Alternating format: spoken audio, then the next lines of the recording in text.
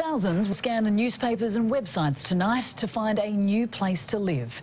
Close to a third of all Australians rent, and a quarter of them are now classified as being in rental distress. They can't pay to put the roof they want over their heads, while real estate agents and individual landlords think up new ways to extract more money from them. Marguerite McKinnon reports.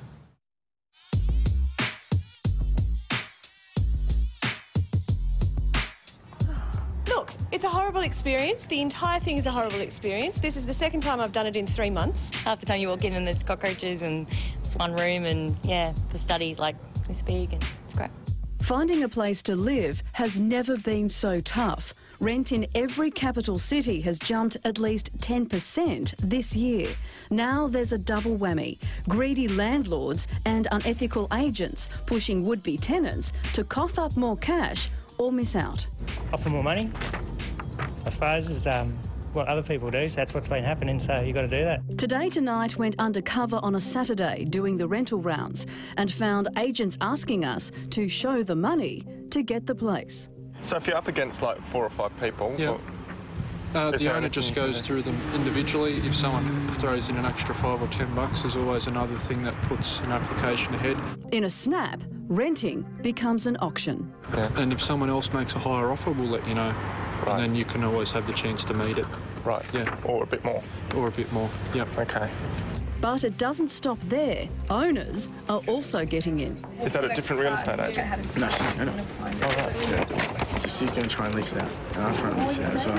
If she leases it out, she saves herself a week's rent, so it's all right. Right. Oh, God. It's competitive for us too. Chris Martin from the Tenants Union says what's now taking place around the country, artificial price inflation, is illegal. It is happening that agents are soliciting for higher amounts, and sometimes they're doing that because they have actually received a higher amount. Sometimes they're doing it because they think they can get that amount from the tenant and they haven't actually received a higher amount at all. The second instance, that's dishonest conduct, and agents aren't allowed to do that under the law.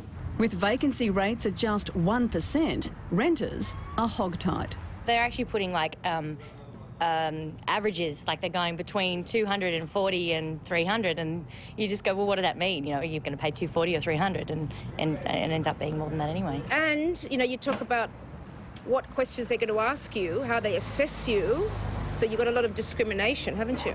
Yeah. Louise and Kimberly know about discrimination. They say an agent told them they'd be more likely to get a place if they were lesbians. She said that we would have a disadvantage of saying that we were 2 people living in a 1-bedroom place compared to a couple. So would you be willing to pretend to be a couple to get a place? To get a place, yeah. Sure. According to Australian property monitors, houses for rent in Sydney have jumped 14% this year to a record $400 a week. Units are up 12% to $380 a week. In Perth, housing rents are up 23%, units 21%. Housing in Melbourne's now $330 a week, units $290. In Brisbane, housing went up 10% this year, units up 5%. Adelaide, houses are up 8%, units 18%. In Canberra, rental houses have jumped 18%, units 12%. In Hobart, rents are up 20% this year. And in a surprise, Darwin has Australia's most expensive housing. Michael McNamara from Australian Property Monitors says record rises are hurting those who can least afford it. Paying more than 30% of your disposable income is rental distress. But I've heard situations where people are paying, 50, 60% of their disposable income just to pay the rent. According to the latest census, 32% of Australian homes are fully owned. Another 32% are being purchased or are under mortgage, while 27% are rented. But 1 in 4 renters are now in rental distress, and it's only going to get worse in 2008. We should see rents go up by something in the order of 10% over the next 12 months.